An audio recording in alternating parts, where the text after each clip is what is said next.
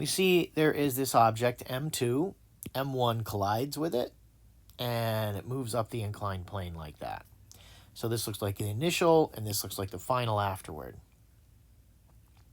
So we're told that M1 collides and sticks with M2, which is initially at rest, V0 equals 0. Frictional sources are negligible. M1 and M2 slide up together.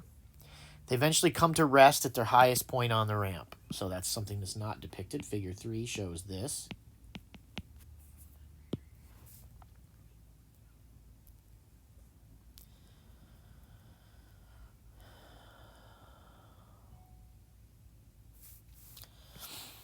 They eventually come to rest at their highest position. Which claim is correct regarding the momentum of the system of mass 1 and the system of M1 and M2 in terms of their momenta?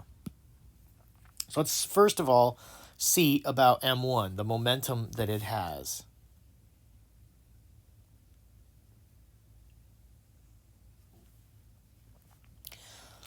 If we look at the momentum of M1, if it's an open system, then its momentum should remain constant. And we see its momentum decreases. So if it were a closed system, its momentum would remain constant. But the fact that its momentum is changing, this system, the momentum of the system is changing, then there must be momentum coming in from the outside or leaving to the outside. So that means it must be an open system. And looking at the clauses here, the first clause is open, open. The second clauses are closed, closed. So C and D are out right off the bat. By us recognizing that M1, its momentum is changing.